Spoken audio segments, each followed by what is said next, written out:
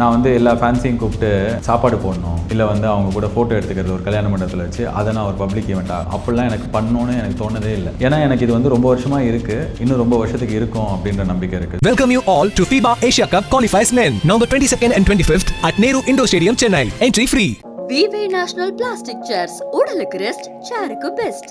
Behind Its Gold Mike Music Awards 2024 November 24ஆம் தேதி சென்னை கலைவாணர் அரங்கத்தில் நடக்குது. டிக்கெட் 9 வெப்சைட்ல ஃபேன் பாஸஸ் ஃப்ரீயா புக் பண்ணுங்க. ரேடியோவில் வேலைக்கு சேர்ந்ததுலேருந்து நான் பண்ணுற விஷயம் நான் ஒரு க்ரௌடு கிட்ட பேசவே மாட்டேன். எல்லாருக்கும் வணக்கம் அப்படி பேச மாட்டேன். ஒரே ஒரு ஆள் கிட்ட தான் பேசுவேன். தம்பிடே அப்படின்னு இப்போ நான் என்னமா பண்ணுறேன் கொஞ்சம் நவருமா அப்படின்னு இதை நான் ரேடியோவில் சொல்லுவேன். ஸோ யார் கேட்டாலும் நான் அவங்க கூட பேசுகிற மாதிரி. ஏன்னா என் மைண்டில் என்னோட ஆடியன்ஸ் ஒன்று தான். 4:30க்கு என்னை வர சொன்னாங்க, நீங்கள் வா இப்போ அப்படின்னு சொல்லிட்டு நான் பக்கத்துலேயே இருந்தேன். 3500 பேர். இந்த படையப்பா படத்தில் லாஸ்ட் சீனில் வந்து ரோடு ஃபுல்லாக அப்படி வரும்ல, அந்த மாதிரி தேனாம்பேட்டில் ரோடு ஃபுல்லாக போலீஸ்லாம் வந்துருச்சு. நான் வெளியில் வந்து எல்லாருக்கும் கையெடுத்து சாரி கேட்குறேன்.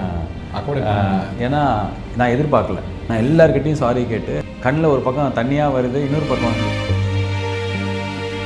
நான் இப்போ மாஸ்க் காட்டுறதுக்கு இவங்க எல்லாரையும் வந்து நான் கேதர் பண்ணி இவன் பெரிய ஹீரோ தான்ப்பா, இவனுக்கு இவ்வளோ பேர், அதெல்லாம் எனக்கு பண்ண வேணாம். இன்றைக்கி ஒரு 25 crores அந்த மாதிரி ஒரு பட்ஜெட்டில் ஒரு படம் எடுத்து அந்த படம் வந்து நான் தனியாக நடித்து சொர்க்கவாசல்னு இப்போ 29th ரிலீஸ் ஆக போகிற அளவுக்கு ஒருத்தருக்கு நம்பிக்கை கொடுத்துருக்குதான். அது பிகாஸ் ஆஃப் வாட் எவர் ஐ ஆம். ஸோ எனக்கு இதை மாற்றிக்கிட்டு அது கிடைக்கும் அப்படின்னா கிடைச்சிருக்கலாம், ப்ராப்ளி கிடைக்கும். ஆனால் அது எவ்வளோ நாள் நான் ஹோல்ட் பண்ணுவேன்னு எனக்கு தெரியாது. ராவாக இருக்கும். ஒரு ஐயோ ஜெயிலில் இப்படிலாம் நடக்குதா அப்படின்ற மாதிரி ஒரு எமோஷனை ஹேண்டில் பண்ணுற படமாக இருக்கும்.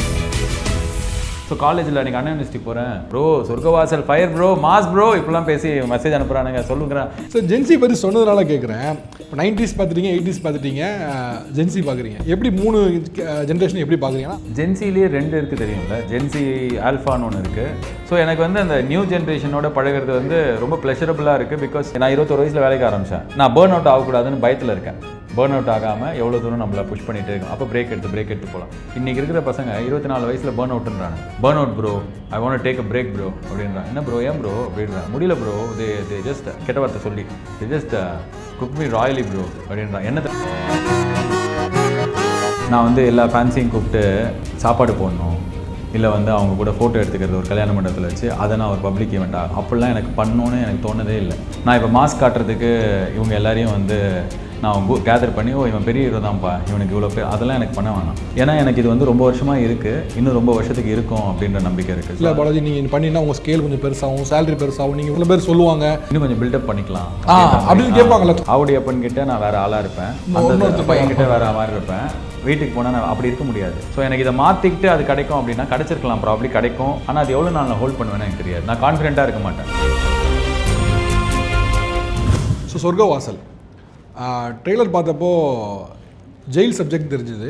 நீங்கள் வேற ஒரு ப்ரொமோஷனில் 1999 நடந்த ஒரு ராயட்டை பேஸ் பண்ணி அப்படின்னு சொன்னாங்க. எவ்வளோ தூரம் உங்களால் சொல்ல முடியுமோ சொல்லுங்கள். அதுக்கப்புறம் சொர்க்கவாசல் பற்றி நான் சில கேள்விகள் நான் கேட்குறேன். இல்லை, இது வந்து உண்மை சம்பவம் அப்படிலாம் கிடையாது. உண்மையிலேயே நடந்த ஒரு விஷயத்த பேஸாக வச்சு நிஜத்தில் நடந்தது, அது இப்படி இதனால நடந்திருந்தா அப்படின்ற ஒரு கற்பனையை சேர்த்து எழுதப்பட்ட ஒரு படம். ரொம்ப ராவான ஒரு படம். இது வந்து அஸ்வின் ஒரு பையனும் டைரக்டர் சித்தார்த் விஸ்வநாத் அவரும் சேர்ந்து எழுதினாங்க. லேட்டரான் வந்து தமிழ் பிரபாவும் அதில் சேர்ந்து அவரும் எழுதியிருக்காரு. ஸோ தமிழ் பிரபா, அஸ்வின், சித்தார்த் விஸ்வநாதன் எழுத்தில் அந்த சித்தார்த் டைரக்ட் பண்ண ஒரு படம் இது. ஸோ ரொம்ப ராவாக இருக்கும். ஒரு ஐயோ ஜெயிலில் இப்படிலாம் நடக்குதா அப்படின்ற மாதிரி ஒரு எமோஷனை ஹேண்டில் பண்ணுற படமாக இருக்கும். நிறைய ஆக்ஷன் இருக்குது. ஸோ என்கிட்ட வரும்போது இது ஆக்ஷன் படமாக எடுத்துகிட்டு சொன்னாங்க. பட் நான் புரிஞ்சுக்கிட்ட படம் வந்து ஆக்ஷன் படம் கிடையாது. ஒரு எமோஷனல் ஜேர்னியில் ஒருத்தனை வந்து ஐயோ பாவம் இவன் உள்ளே மாட்டிக்கிட்டானே அப்படின்ற ஒரு பையன் அந்த உள்ளே என்னெல்லாம் கஷ்டப்படுறான் அப்படின்ற ஒரு எமோஷனல் ட்ராமாவாக தான் நான் பார்த்தேன். அதில் நிறைய ஆக்ஷன் இருக்காது தான் பார்த்தேன். அவங்க என்கிட்ட சொல்லும்போது ஆமாம் சார் நீங்கள் சொல்லும்போது தான் ஆக்சுவலாக இந்த லைன் எங்களுக்கு ஃபீல் ஆகுது. அவங்க ஒரு ப்ராப்பர் வந்து ஆக்ஷன் படத்துக்கான கதையோடு தான் வந்தாங்க. இதை சொல்லும்போது அப்படி தான் என்கிட்ட கன்சீவ் பண்ணிட்டு சொன்னாங்க. பட் நான் ரொம்ப எக்ஸைட்டடாக இருக்கேன். ஏன்னா படம் கொஞ்சம் பேர் பார்த்துருக்காங்க சினிமாவில், அவங்களுக்குலாம் ரொம்ப பிடிச்சிருக்கு. எனக்கு வந்து பிடிச்சிருக்கா சூப்பர் அப்படியா அப்படின்னு. ஏன்னா நானே இது புதுசாக ஃபஸ்ட் டைம் பண்ணுறேன் இந்த மாதிரி ஒரு ஜான்ரா ஃபில்ம். ஸோ அதனால் எனக்கு அது எப்படி ரிசீவ் பண்ணுவாங்க. நான் டீசர் நல்லா இருக்குடா சூப்பர் அப்படின்னு சொன்னேன். டீசர் செமையாக இருக்குடா நல்லா இருக்குன்னு. எப்போ இது வந்து 1 year முன்னாடி டீசர் பண்ணும்போது. இப்போ வந்தால் அது வந்து இன்ட்டு மல்டிபிள் டைம்ஸ் வந்து ரிசீவ் ஆகிருக்கு. பயங்கரமாக இருக்குது. தெரியும் ப்ரோ சொர்க்கவாசல் ஃபயர் ப்ரோ மாஸ் ப்ரோ இப்படிலாம் பேசி மெசேஜ் அனுப்புகிறானுங்க சொல்லுங்கிறேன். ஸோ காலேஜில் அன்றைக்கி அண்ணா யூனிவர்சிட்டி போகிறேன், இதை ப்ளே பண்ணாங்க. ப்ளே பண்ணால் அப்படியே அங்கே ஒரு 5000 பேர் இருக்காங்க, எல்லாம் செம்மையாக கத்துறாங்க. என்னோட பயங்கரமாக ரிசீவ் பண்ணுறாங்க. நான் நினச்சதோட ஜாஸ்தியாக இருக்குது. ஸோ அதனால் படமும் இப்போ பார்த்துருக்காங்க. ஸோ எனக்கு இவங்க சொல்கிறதெல்லாம் கரெக்டாக இல்லை, ஆடியன்ஸுக்கு இது எப்படி பிடிக்கும் அப்படின்ற எக்ஸைட்மெண்ட். ப்ரெசன்டேஷன் வைஸ் யூஷுவல் ட்ரெய்லருக்கு ஒரு கட்ஸ் ஒன்று இருக்கும்ல, 4-5 சீன்ஸை வச்சு ஒரு ஃபாஸ்ட்டான மியூசிக் போட்டு ரேம் கட்லாம் பண்ணி, அப்படி இல்லாமல் பெருசாக ரிவியூலும் பண்ணல. பட் ஆனால் இது எவ்வளவு ரஸ்டிக்காக இருக்குங்கிறதையும் காட்டின மாதிரியான ஒரு இதாக இருந்தது. படமும் அப்படி தான் இருக்குது. ரொம்ப நியூ ஏஜாக இருக்கும். கேமராமேன் ஆகட்டும், டைரக்டர், அதுக்கப்புறம் அந்த டைரக்டரோட டீமு எல்லாருமே வந்து ரொம்ப யங். அந்த ஸ்பாட்டில் எல்லாருக்கும் வயசே வந்து 19, 20, 24, 25 இப்படிலாம் இவ்வளோ தான் இதுவே இருக்கும். அவங்க பேசுகிற லாங்குவேஜே வேறு மாதிரி. Bro what is rizzing bro, what is mogged oh that bro cooked bro, eh what bro skibidi bro இப்படிலாம் பேசுகிறானுங்க. இவன் என்னடா பண்ணுறானுங்க இவனுங்க. டென்ஷனே அவங்க டென்ஷன் ஆனாலே வேறு மாதிரி டென்ஷன் ஆகிறானுங்க. இப்போ நீங்கள் நானும் பேசிகிட்டு இருக்கோம். இப்போ ஆரஞ்சு ஜூஸ் வேணுமா bro, what is is oh doing மாலா சே அப்படின்னா என்னதுடானா எனக்கு ஜூஸ் வேணுமா அப்படின்னு வானுங்க. ஸோ எங்கள் ஷூட்டிங்கில் 1000 பேர் இருப்பானுங்க, எல்லாரும் வந்து பதட்டத்தில் இருப்போம் ஷூட்டிங். ஸோ அப்போ அவங்க எப்படி இருப்பாங்கன்னா, bro what bro is gone for smoke bro will come will shoot அப்படின்றானுங்க. சொன்ன டேட்டில் படம் முடிச்சிட்டாங்க, சொன்ன மாதிரி எடுத்துட்டாங்க, ரொம்ப ஸ்டைலிஷாக எடுத்திருக்காங்க. அண்ட் பிரம்மயுகம்னு ஒரு படம் வந்தது, மம்முட்டி சார். அதோட மியூசிக் டைரக்டர் தான் மியூசிக் டைரக்டர். ஸோ அந்த மியூசிக்கோட சேர்ந்துலாம் பார்க்கும்போது ரொம்ப நியூ ஏஜாக இருக்குது. ஸோ நான் கொஞ்சம் எக்ஸைட்டடாக இருக்கேன் எப்படி ரிசீவ் பண்ணுவாங்க. ஸோ ஜென்சி பற்றி சொன்னதுனால கேட்குறேன். இப்போ 90s பார்த்துட்டீங்க, 80s பார்த்துட்டீங்க, ஜென்சி பார்க்குறீங்க. எப்படி 3 ஜென்ரேஷன் எப்படி பார்க்குறீங்க? ஏன்னா ஆர்ஜேவாக இருக்கவங்களுக்கு பர்சனலைஸ்டாக இன்னும் தெரியும். ஸோ ஜென்சி ஜென்ரேஷனை எப்படி பார்க்குறீங்க? ஜென்சிலேயே 2 இருக்குது தெரியும்ல. ஜென்சி ஆல்ஃபான்னு ஒன்று இருக்குது. இது தெரியாது. என்னென்னா 2010க்கு மேலேயோ 12க்கு மேலேயோ பிறந்தவங்களாம் வேற ஒரு ஜென்ரேஷன். 2000 2010க்குள்ளே இருக்கிறவங்களாம் வேறு. அந்த மாதிரி ஜென்சிலேயே இன்னொரு பேட்ச் இருக்குது. இப்போ என் பையன்லாம் ஜென்சியோட அடுத்த பேட்சில் வருவான். ஆல்ஃபாக்கு இல்லையா? எனக்கு அது எக்ஸாக்டாக தெரியல. 2 செட் ஆஃப் ஜென்சி இருக்குது. அந்த 2வது செட்டில் வருவான். ஒரு செட்டு தான் அந்த 2000ல் பிறந்த பசங்க. இப்போ எனக்கு வந்து நம்ம நான் ஊட்டிக்கு கதை எழுத போயிட்டு என் டீமோட திரும்பி நாங்கள் ரிட்டர்ன் காரில் வரும்போது 2 இனோவா இருந்தது. நான் ஒரு இனோவாவில் உட்காந்துருக்கேன், இன்னொரு இனோவாவில் 6 பேர் 7 பேர் அடைச்சிட்டு உட்கார ட்ரை பண்ணுறாங்க, டிரைவர் உட்பட. நான் சொல்கிறேன், டேய் ஓவராக பண்ணுறீங்க, வாங்க ஏன் எல்லோரும் அங்கே தான் உட்காருவீங்களா, வாங்கடா இதில் உட்காருங்க நான் 3 பேர் அப்படின்றான். இல்லை சார் பரவாயில்ல சார். நான் முதல்ல ஏன்னா மரியாதையெல்லாம் அப்போல்லாம் எங்கள் டீமில் இருக்கவே இருக்காது, பயங்கரமாக கலாய்ப்பாங்க. என்னடா இப்போ நடிக்கிறீங்களா, வாங்கடா இதில் வந்து உட்கார. சார் ப்ளீஸ் சார் நீங்கள் போங்க சார். என்ன டேய் வாங்கடா, ஏன்டா அதில் 7 பேர் எப்படா போவீங்க 2.5 மணி நேரத்துக்கு, எதுக்காக இவங்க நம்மளுக்கு இவ்வளோ ஸ்பேஸ் கொடுக்குறாங்க அப்போல்லாம் நினச்சேன். அப்போ அவன் எழுத்துறமா சொன்னாங்க ஒரு 3 வாட்டி, வாங்கடாண்ணா. இல்லை சார் ஒரு மியூசிக் டைரக்டர் பேர் சொல்ல நான் சொல்லி நீங்கள் அவர் பாட்டாக போடுவீங்க, நாங்கள் எப்படி அதில் காரில் வருது அப்படின்னு நான் அப்படியே டிச்சுக்கான் இதையுமே வெடிச்சிருச்சு. ஏன்னா இந்த பசங்களுக்கு அதுவே பழசு. ஸோ அப்போ தான் நான் ரியலைஸ் பண்ணேன், உனக்கு என்ன வேணும், உன்னோட மியூசிக் என்ன, எனக்கு ப்ளே பண்ணு, நான் கேட்குறேன். நல்லா இருக்கே, காற்று மேலே காற்று கீழே அப்படின்னா இதெல்லாம் என்ன பாட்டு அந்த காலத்தில் பார்த்தீங்கன்னா அப்படின்னு சொல்லிட்டு சொல்கிற ஆளாக எனக்கு இருக்க வேணாம். So I thought probably I have to listen to them. அவங்கள கான்வெர்ஸ் பண்ண விரும்பல. எனக்கு நான் அந்த ஆளுங்க கூட தான் இருக்கேன் அப்படின்னா நான் I have to be open to new things. So நான் வந்து எனக்கு பிடிச்ச மியூசிக் நான் கொடுத்தேன் ஒரு 2 படத்தில் 3 படத்தில். இப்போது உங்களுக்கு இந்த மியூசிக் பிடிக்குமா, வா லெட்ஸ் ஒர்க், உனக்கு எது மாதிரி ஒர்க் ஆகுது, எப்படி போகலாம். நான் இந்த மாதிரி ஒருத்தர் இருக்கா, நான் இந்த ஆர்டிஸ்ட் இண்டிபெண்டன்ட் ஆர்டிஸ்ட் அந்த ஊரில் இது பண்ணுறாங்க, இவன் ராஜஸ்தானில் ஒரு இண்டிபெண்டன்ட் ஆர்டிஸ்ட் இருக்கான், சூப்பராக எனக்கு பாட்டு கொடுறான். ஸோ இப்போ நான் அதுலேருந்து பண்ண ஆரம்பித்த விஷயம் என்னென்னா, ஏதாவது ஒருத்தர் யார் வண்டியிலேருந்து ஏறுறேன் அப்படின்னா I will request them to play their music. உங்களோட டேஸ்ட் என்ன, உங்களோட ப்ரெஃபரன்ஸ் என்ன? இல்லை எதுவுமே இல்லை, நீ பாட்டு போடுறா அப்படின்னா நான் போட மாட்டேன். முன்னாடி நான் போட்டால் என்னோடய ப்ளேலிஸ்ட்லேருந்து தான் வரும். இப்போது ஸோ எனக்கு வந்து அந்த நியூ ஜென்ரேஷனோட பழகிறது வந்து ரொம்ப ப்ளஷரபுளாக இருக்குது. பிகாஸ் அவங்க இப்போ அதான் அதில் ஒரு பையன் வந்து நான் ஜட்ஜ் பண்ணுவேன் முன்னாடி பயங்கரமாக, இவன் சின்சியரிட்டியே இல்லை, இவன் எப்படி இருக்கான், இவன் வந்தான் 2 நாளில் இப்படி இப்போ சொல்கிறான் அப்படிலாம். இப்போ தான் எனக்கு ஆக்சுவலாக அவங்க உலகம் வேறு. உங்களோட ப்ரியாரிட்டி என் ப்ரியாரிட்டி இல்லை. நம்ம அப்பாலாம் எவ்வளோ வருஷம் வேலை பண்ணியிருப்பார், 65 வயசு வரைக்கும் வேலை பண்ணியிருப்பார். அந்த ஜென்ரேஷனே வந்து உழைச்சி மாடா தேஞ்ச ஜென்ரேஷன்ற மாதிரி. இப்போவே நாராயணமூர்த்தி என்ன சொல்கிறாரு, எதுக்கு நீங்களாம் தூங்குறீங்க, ஏந்து போங்க ஆஃபீஸ்க்கு அப்படின்றாருல. இப்போ எல்லாம் கலாய்க்கிறோம். ஆனால் ஆக்சுவலாக யார் அவர், நம்ம அப்பாவோ தாத்தாவோ அந்த ஜென்ரேஷனில் அப்படி தான் வேலை பண்ணியிருப்பாங்க. அதான் கரெக்டு. உழைக்க வேண்டிய வேறு நேரத்தில்னு சொல்லி 70 வயசுலையும் வேலை. அடுத்தது என் ஜென்ரேஷன், இப்போ நம்ம ஜென்ரேஷன் பார்த்தோன்னா நம்ம 20-21 நான் 21 வயசில் வேலைக்கு ஆரம்பித்தேன். நான் பேர்ன் அவுட் ஆகக்கூடாதுன்னு பயத்தில் இருக்கேன். பேர்ன் அவுட் ஆகாமல் எவ்வளோ தூரம் நம்மளை புஷ் பண்ணிகிட்டே இருக்கோம். அப்போ பிரேக் எடுத்து போகலாம். இன்றைக்கி இருக்கிற பசங்க 24 வயசில் பேர்ன் அவுட்டுன்றானுங்க. Burn out bro, I want take a break bro அப்படின்றான். என்ன ப்ரோ, ஏன் ப்ரோ அப்படின்றா. முடியல ப்ரோ, தே ஜஸ்ட் கெட்ட வார்த்தை சொல்லி they just cook me royally bro அப்படின்றான். என்ன தெரியுமா, 6 மாதம் அவனை கூட்டின்னு போயிட்டு ஒரு பையன் அசிஸ்டன்ட் டைரக்டர் ஷூட்டிங் போயிட்டான். 2 மாதம் 3 மாதம்னு சொல்லி 6 மாதம் எடுத்துட்டாங்களாம். அதுவும் எப்படி, ஹில் ஸ்டேஷனில். ஸோ என்ன பண்ணிட்டான், வேலையை விட்டு 2 வருஷம் நான் வேலை செய்ய மாட்டேன்னு வந்துட்டான்.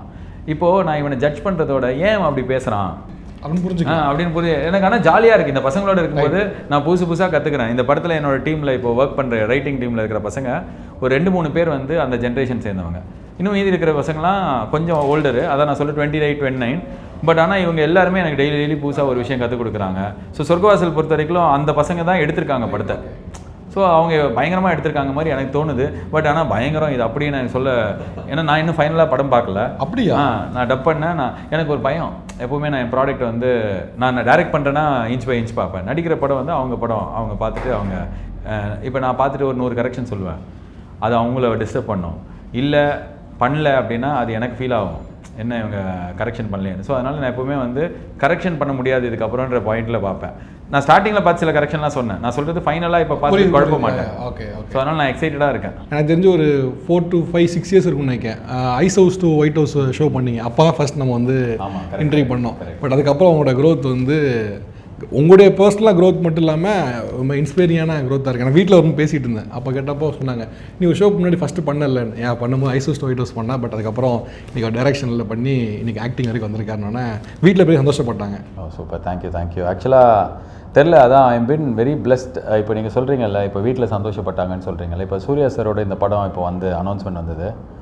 அது வந்தோடனே எனக்கு எக்கச்சக்க பேர் சினிமாவில் இருக்கிறவங்க இல்லை, வெளியில் நார்மலாக இது மாதிரி ஒருத்தரோட ஃபேமிலி, இப்போ நான் இது மாதிரி சாப்பிட இந்த மாதிரி ஒரு ஹோட்டல் வரேன், இப்போ அங்கே பார்க்குறவங்க, எங்கள் அம்மா ஹாஸ்பிட்டல் கூப்பிட்டு போகிறேன், அங்கே இருக்கிற அந்த டாக்டரு, அங்கே வேலை செய்கிற வாசலில் வந்தால் அங்கே ஒரு செக்யூரிட்டி பையன், நான் இதுக்கு பக்கத்து ஸ்ட்ரீட்டில் இப்போ நம்ம உட்காந்துருக்கோம்ல இதுக்கு பக்கத்து ஸ்ட்ரீட்டில் அவன் வந்து ஒரு அசிஸ்டன்ட் டைரக்டரும். ஸோ அந்த பையன் அவன் வந்து என்கிட்டனா எனக்கு ரொம்ப ஹாப்பியாக இருந்தேன்னா, நான் ஊர்லேருந்து கிளம்பி வரும்போது ஒரு ஹோப்பே இல்லை, சரி போவோம் பண்ணுவோம், இப்போ நான் பண்ணிகிட்ருக்கேன் பகலில் அசிஸ்டன்ட் டைரக்டர், சாயங்காலம் இந்த செக்யூரிட்டி வேலை. என்ன எதுக்காக இதை பண்ணுறோம் அப்படின்னும் போது இது மாதிரி ஏதாவது நடக்கும்போது ஸோ நிறைய பேர் வந்து அவங்களோட சந்தோஷமாக அவங்களுக்கு ஏதோ ஒரு நல்ல விஷயம் அவங்க ஃபேமிலியில் ஒரு பையனுக்கு நடந்தால் சந்தோஷப்படுவாங்க. அப்படி நான் என்னோட டீமில் சொன்னது என்னென்னா, இந்த வாட்டி எல்லோரும் விஷ் பண்ணும்போது ஏதோ அவங்களுக்கே நடந்த மாதிரி விஷ் பண்ணுறாங்க. எனக்கு அது வந்து ரொம்ப அது என்னோட பிளெஸிங்காக பார்த்தேன். நான் ஆக்சுவலாக அது 2 காரணம் நினைக்கிறேன். ஒன்று வந்து நீங்கள் முதல்லேருந்து பேசும்போது ஒரு மாதிரி நீங்கள் ஒரு மிடில் கிளாஸ் பாய்ங்கிறத நீங்கள் பேசுகிற விதம் ஆக்சுவலாக வெளில எஸ்டாப்ளிஷ் பண்ணுறதாரு பேசுகிற விதத்தை கண்டுபிடிக்க முடியும், என்ன பேக்ரவுண்ட் அப்படின்னு. மிடில் கிளாஸ் பாய்னு இன்னொன்று ஆர்ஜே. ஏன்னா பெரும்பாலும் ஆர்ஜியில் இருக்கவங்க வந்து டிவியில் இருக்கவங்க சொல்லுவாங்கல்ல, வீட்டுக்குள்ளே ஒவ்வொரு வீட்டுக்குள்ளேயும் போகிறாங்க. அது மாதிரி ஆர்ஜேவோடைய குரல் மட்டும் கேட்குறதுனால நிறைய கனெக்ஷன் ஏற்படும். அந்த 2 கனெக்ஷன் உங்களை வந்து இன்னும் ஒரு ஸ்ட்ராங்கான பிளேஸ் கொண்டு வந்து நினைக்கிறேன். நீங்கள் எப்படி நினைக்கிறீங்க அதை? எனக்கு பர்சனலாக நான் ஒரு விஷயம், நான் ஸ்டார்டிங்லேருந்தே ஷோ பண்ணும்போது ரேடியோவில் வேலைக்கு சேர்ந்ததுலேருந்தே நான் பண்ணுற விஷயம், நான் ஒரு க்ரௌடுக்கிட்ட பேசவே மாட்டேன். எல்லாருக்கும் வணக்கம் அப்படி பேச மாட்டேன். ஒரே ஒரு ஆள்கிட்ட தான் பேசுவேன், தம்பிடே அப்படின்னு. இப்போ நான் என்னம்மா பண்ணுறேன் கொஞ்சம் நவருமா அப்படின்னுவேன். இதை நான் ரேடியோவில் சொல்லுவேன். ஸோ யார் கேட்டாலும் நான் அவங்க கூட பேசுகிற மாதிரி எனக்கு அது பழக்கம். ஏன்னா என் மைண்டில் என்னோடய ஆடியன்ஸ் ஒன்று தான். அந்த சேனலில் ஒரு ஃபேன்ஸ் மீட் நடத்தினாங்க. நாங்கள் போய் கிண்டல் பண்ணேன், என்ன சண்டே அன்றைக்கி கஷ்டப்பட்டு ஆள் சேர்த்திங்களா அப்படின்னு சொல்லிட்டு. இது வந்து ஒரு வெப்சைட், ஒரு போர்ட்டல் நடத்துகிற ஃபேன்ஸ் மீட். வெப்சைட்டில் ப்ரொமோஷன் பண்ணுவாங்க, யூடியூப் சேனலில் ஆட் வரும். நான் லாஸ்ட் இயர் வந்து நான் பண்ணுற பாட்காஸ்ட்டுக்கு ஒரு ஃபேன்ஸ் மீட் நடத்தினேன். ஃபேன்ஸ் மீட்னு சொல்ல முடியாது, இது மாதிரி நடத்தலாமா அப்படின்னு அந்த ஷோவில் கேட்டேன் நான். அப்போ எனக்கு என்ன பதிலெலாம் வந்ததுன்னா, மெயிலில் வருது, இன்ஸ்டாகிராமில் பர்சனல் மெசேஜ் வருது, இதை வந்து வெளியே நீங்கள் சொல்லக்கூடாது. அதாவது வேறு எந்த பிளாட்ஃபார்ம்லையும் இதை பற்றி நீங்கள் ட்விட்டரில் போயிட்டு ஃபேன்ஸ் மீட் நடத்த போகிறேன், பச்சை சட்டை மீட் அண்ட் கிரீட் 4 நாள் அப்போல்லாம் நீங்கள் சொல்லக்கூடாது, இது எங்களுக்கிட்ட இங்கே மட்டும்தான் சொல்லணும் அப்படின்னு சொல்லிட்டாங்க. நான் வந்து அதுக்கப்புறம் பார்த்தா சரின்னு சொல்லிவிட்டு, எனக்கு இது இப்படிலாம் யோசிக்கிறாங்க பயங்கரமாக அப்படி சொல்லிட்டு நான் அந்த ஷோவில் மட்டும் சொல்கிறேன், இந்த 15ஆம் தேதி இந்த இடத்துல ஃபேன்ஸ் மீட்டு. நான் வந்து ஒரு 250 பேர் உட்காரத்துக்கு ஒரு ஹோட்டல், பெரிய ஹோட்டலில் ஒரு பால் ரூம் ரெடி பண்ணிட்டு நான் ஸ்பாட்டிஃபைல கேட்டேன், இந்த மாதிரி நடத்தினா எவ்வளோ வருவாங்க. நார்த் இந்தியாவிலலாம் வந்து பெரிய பாட்காஸ்ட் பயங்கர பெருசு, நம்பர் 1 நம்மனா 120 பேர் 150 பேர் வருவாங்க. நான் சொன்னேன், ஓகே நம்ம கொஞ்சம் பெரிய ஆர்ஜே, ரொம்ப வருஷமாக இருக்கும், ஒரு 250 பேருக்கு பண்ணலாம், எக்ஸ்ட்ராவாக ஒரு 100-150 சேர் போடுற மாதிரி இடம் 500 பேர் உட்காரலாம், ஸோ அந்த மாதிரி பண்ணுங்கள் அப்படின்னு சொல்லிட்டு. இப்போ அந்த ஈவெண்ட் நடக்கிற அன்றைக்கி என் டீம் கிட்ட கால் பண்ணி கேட்குறேன், 4 மணிக்கு வர சொல்லியிருந்தேன்னு நினைக்கிறேன். 3 மணிக்கு ஃபோன் பண்ணி என் ஃப்ரெண்டுக்கிட்ட கால் பண்ணி, செல்லம் என்ன செல்லம் ஆச்சு, எவ்வளோ பேர் செல்லம் ஒரு 25 பேர் வந்திருக்காங்க செல்லம். செல்லம் அப்படியே செல்லம், நீங்கள் ஒன்று பண்ணு, பசங்ககிட்டலாம் வந்து சொல்லி வச்சுரு, நம்ம கொஞ்சம் ஃபில் பண்ணிடலாம், இல்லைனா சேர் வந்து இப்போதைக்கு கம்மியாக போடுங்க, இப்படிலாம் சொல்லி நான் பேசிட்டே இருக்கேன். ஒரு 3:30க்கு இவன் கால் வருது, செல்லம் என்ன செல்லம் ஆச்சு அப்படின்றா. அவன் கால் பண்ணுறான், செல்லம் ஃபில் ஆகிடுச்சு செல்லம் அப்படின்றான். செல்லம் என்ன சொல்கிற, சூப்பர் ஜாலி, செம செல்லம், மீதி சேரையும் போடு. அப்போ இப்போ காலியாக இருக்க மாதிரி தெரியாது. நான் என்ன வேண்டு சின்ன ஹாலாக தான் எடுத்தேன், 500 பேர் உட்காரலாம். ஸோ மீதி சேர் போடுறாங்க. 4:30க்கு என்னை வர சொன்னாங்க, நீங்கள் வா இப்போ அப்படின்னு சொல்லிட்டு. நான் பக்கத்துலேயே இருந்திருந்தேன். போனால் வந்து ஒரு 1500 பேர் இருந்திருப்பாங்க. அங்கே வந்து 500 பேர் தான் உட்கார முடியும். ஒரு 5-5:15க்கு 3000-3500 பேர். இந்த படையப்பா படத்தில் லாஸ்ட் சீனில் வந்து ரோடு ஃபுல்லாக அப்படி வரும்ல, அந்த மாதிரி தேனாம்பேட்டில் ரோடு ஃபுல்லாக போலீஸ்லாம் வந்துடுச்சு. நான் வெளியில் வந்து எல்லாருக்கும் கையெடுத்து சாரி கேட்குறேன். ஏன்னா நான் எதிர்பார்க்கல. நான் எல்லாருக்கிட்டையும் சாரி கேட்டு, சாரி இந்த வாட்டி உங்களை மீட் பண்ண முடியல அப்படின்னு சொல்லி எல்லாருமே, யாருமே ஒருத்தர் கூட எல்லாம் எக்கச்சக்க கிஃப்ட்லாம் எடுத்துகிட்டு வராங்க. கண்ணில் ஒரு பக்கம் தண்ணியாக வருது, இன்னொரு பக்கம் வந்து என்ன ஹோட்டல்காரங்க வந்து உள்ளே விட மாட்டேன்ட்டாங்க. சார் என்ன சார் இது, நீங்கள் என்ன சொன்னீங்க 250 பேர் வருவாங்க இப்படி.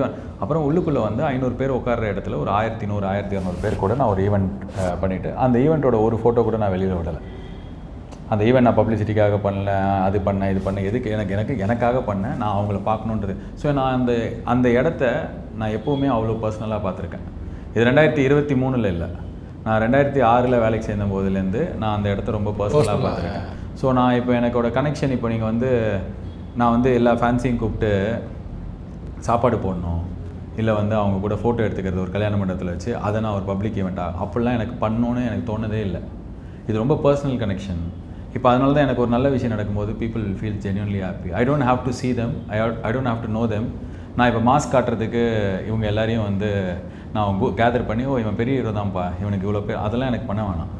ஏன்னா எனக்கு இது வந்து ரொம்ப வருஷமாக இருக்குது, இன்னும் ரொம்ப வருஷத்துக்கு இருக்கும் அப்படின்ற நம்பிக்கை இருக்குது. ஸோ அதனால் எனக்கு இந்த ஷோ மூலியமாக இவ்வளோ பேர் கிடச்சாங்களா, கிரிக்கெட் கமெண்ட்ரி நான் எல்லாத்துலேயும் ஒரே ஆள்கிட்ட தான் பேசுவேன். அண்ட் அவங்களுக்கு நான் அவங்களோட அண்ணன் மாதிரியோ ஃப்ரெண்டு மாதிரியோ தம்பி மாதிரியோ இருக்கும். அண்ட் அது அப்படி தான் இருக்குது. இப்போ படத்துலேயும் என்ன அப்படி தான் பார்க்குறாங்க. எனக்கு எதாவது நல்லது நடந்தால் அவங்க சந்தோஷப்படுறாங்க. ஸோ எனக்கு தெரிஞ்ச அந்த பிளெஸிங் தான் என்னை அடுத்தடுத்த லெவல் கூட்டு போகுது. நீங்கள் சொன்னீங்கல்ல ice house to white house, அதுக்கப்புறம் நம்ம காரில் ஒரு இன்டர்வியூ பண்ணோம், அப்புறம் இதை இன்டர்வியூ பண்ணுறோம். ஸோ இது எல்லா இடத்துலையுமே வந்து அந்த லவ் ஜாஸ்தி தான் ஆகுது, மல்டிப்ளை தான் ஆகுது. ஸோ அந்த விதத்தில் ஐ எம் வெரி ஃபார்ச்சுனேட், வேலை மூலியமாக அது நடந்திருக்கு. இல்லை ஆக்சுவலி நீங்கள் ரொம்ப ஜென்யூனாக சொன்னீங்க. நானும் ஜென்யூனாக ஒரு கொஸ்டின் கேட்குறேன். இப்போது நம்மளோட பர்சனல் ஐடியாலஜி இது, பர்சனல் ஐடியாலஜி பண்ணுறேன்னு. பட் பொதுவாக அந்த சினிமா இண்டஸ்ட்ரியில் வரும்போது இதில் வேறு செக்டார்ஸ் இருந்தாலும் ப்ரொடியூசர், டிஸ்ட்ரிபியூட்டர், எக்ஸிபியூட்டர், இப்படி இவ்வளோ பேர் இருந்தாலும் அவங்களே கூட சில பேர் சொல்லுவாங்க, இல்லை பாலாஜி நீங்கள் பண்ணினா உங்கள் ஸ்கேல் கொஞ்சம் பெருசாகும், ஸ்கேல் இன்னும் சேலரி பெருசாகும், நீங்கள் இவ்வளோ எஸ்டாப்ளிஷ் ஆக்டர்னு காட்டினா இன்னும் கொஞ்சம் மார்க்கெட் பெருசாகும். சில பேர் சொல்லுவாங்க, சில பேர் படம் ப்ரொடியூஸ் பண்ணவங்களே கூட பண்ணால் இன்னும் கொஞ்சம் நம்ம படத்துக்கும் கூட இதாக இருக்கும். எப்படி இந்த பர்சனல் ஐடியாலஜியை வந்து காம்ப்ரமைஸ் பண்ணாமல் நான் இப்படி தான் இருக்கீங்க, அது கஷ்டமாக இல்லையா? அது இப்போ நீங்கள் சொல்கிற கொஸ்டின் நான் கரெக்டாக புரிஞ்சுக்கிட்டேன்னா இன்னும் கொஞ்சம் பில்டப் பண்ணிக்கலாம் அப்படின்னு கேட்பாங்கல்ல. படத்துக்கும் உதவும், அது உங்களே அடுத்த லெவலில் ப்ளேஸ் பண்ணிக்கலாம், உங்களை ப்ளேஸ் பண்ணுறதுக்கு உதவும், நீ பண்ணுங்க நிறைய பேர் கேட்பாங்க சொல்லுவாங்க. பர்சனல் ஐடியாலஜியை காம்ப்ரமைஸ் பண்ணாமல் நான் இருக்கேன், திஸ் பை பர்சனல் ஐடியாலஜி, நான் இப்படி தான் இருப்பேன் அப்படின்னு எப்படி ஸ்ட்ராங்காக இருக்கிறீங்க? இது வந்து இப்படி இருக்கிறதுனால தான் என்னால் மற்ற எல்லாமே பண்ண முடியுது. இதில் நான் ஏதாவது சேஞ்ச் பண்ணேன்னா என்னோடய ஈக்குவேஷன் என்னோடய ஃப்ரெண்ட்ஸோட என்னோடய ஃபேமிலியோடையே மாறும். நான் வேறு ஒரு ஆளாக நான் மாற ட்ரை பண்ணுறேன்னா இது எப்படி நான் செலக்டிவாக ஆவுடையப்பன்கிட்ட நான் வேறு ஆளாக இருப்பேன், அந்த பையன்கிட்ட வேறு மாதிரி இருப்பேன். வீட்டுக்கு போனால் நான் அப்படி இருக்க முடியாது. நீங்கள் மாறினீங்கன்னா மாறினீங்க. ஸோ நான் அந்த ஈக்குவேஷன் மாற்றிக்கிட்டேன்னா இப்போ என்னை எல்லாருக்கும் என்னை எதுக்கு பிடிக்குமோ, எனக்கு எதுக்கு பிடிக்குமோ அது என்ன மாறும். ரெண்டாவது, இப்படி நான் இருந்ததுனால தான் நீங்கள் சொல்கிற அதே சேலரி இன்க்ரீஸ் பண்ணலாம், மார்க்கெட் இன்க்ரீஸ், இது எல்லாமே எனக்கு ஆயிருக்கு. இது இல்லாமலே நடக்குது. இப்போது நான் வந்து இப்போ ஃபார் எக்ஸாம்பிள் எனக்கு இதெல்லாம் நிறையா பேர் ப்ரொப்போஸ் பண்ணியிருக்காங்க. என்ன ப்ரொப்போஸ் பண்ணியிருக்காங்கன்னா, எல்லா படம் ரிலீஸ் ஆகும்போதும் தேட்டருக்கு அட்லீஸ்ட் ஒரு 50 சென்டருக்கு யூ கேன் சென்ட் 15-20 பீப்புள். வெளில வரும்போது உங்களுக்கு ஒரு மாசம் ஏற்றுற மாதிரி அதை ஒரு வீடியோ எடுத்து மார்க்கெட்டில் இருக்குது. இதெல்லாம் இருக்குது. ஸோ இப்படி பண்ணலாம். இல்லை நான் இப்போ இங்கே வந்தேன்ல, இந்த இன்டர்வியூக்கு வந்தேன், என்னோடய ஃப்ரெண்டு என் கூட இருக்கிற என்னோடய ஒர்க் பண்ணுற என் ஃப்ரெண்டு வந்தார், நான் வந்தேன். அதுக்கப்புறம் இந்த ப்ரொமோஷன் இன்டர்வியூ அரேஞ்ச் பண்ண வந்தாங்க. பிஏனோட்ஸ்லேருந்து உங்கள் டீம் வந்தது. நான் வந்து இந்த இடத்துக்கு ஒரு 50 பேர் அனுப்பலாம், போகிற எல்லா இடத்துக்கும் 50 பேர் அனுப்பலாம், ஒரு 10 பேரை நான் கூட்டும் போகலாம். இதெல்லாம் வந்து மாஸ் அப்படின்னு நினச்சோன்னா என்னால் நான் பாம்பேயில் போய் ஐபிஎல் பண்ணுவேன் மாதத்துக்கு, வருஷத்துக்கு 2 மாதம். அப்போ நான் தனியாக போவேன், எனக்கு அது ரொம்ப பிடிக்கும். நான் இப்படி தான் இருந்திருக்கேன். இன்றைக்கி ஒரு 25 crores அந்த மாதிரி ஒரு பட்ஜெட்டில் ஒரு படம் எடுத்து அந்த படம் வந்து நான் தனியாக நடித்து சொர்க்கவாசல்னு இப்போ 29th ரிலீஸ் ஆக போகிற அளவுக்கு ஒருத்தருக்கு நம்பிக்கை கொடுத்துருக்குதான். அது பிகாஸ் ஆஃப் வாட் எவர் ஐ ஆம். அண்ட் இன்றைக்கி சூர்யா சாரை வச்சு ஒரு படம் பண்ணுறதுக்கான ஒரு வாய்ப்பு கிடச்சிது அப்படின்னா because of whatever I been or I am right now. So எனக்கு இதை மாற்றிக்கிட்டு அது கிடைக்கும் அப்படின்னா கிடச்சிருக்கலாம், ப்ராப்ளி கிடைக்கும். ஆனால் அது எவ்வளோ நாள் நான் ஹோல்ட் பண்ணுவேன்னு எனக்கு தெரியாது. நான் கான்ஃபிடென்ட்டாக இருக்க மாட்டேன். 10 பேரோட நீங்கள் நடக்கும்போது நீங்கள் கான்ஃபிடென்ட்டாக இருக்கணும்ல.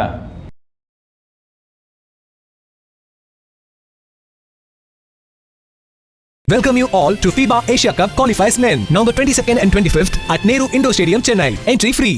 விவே நேஷனல் பிளாஸ்டிக் சேர்ஸ் உடலுக்கு ரெஸ்ட், சேருக்கு best. Behindwoods Gold Mic Music Awards 2024 November 24ஆம் தேதி சென்னை கலைவாணர் அரங்கத்தில் நடக்குது. டிக்கெட் 9 வெப்சைட்ல ஃபேன் பாஸஸ் ஃப்ரீயா புக் பண்ணுங்க.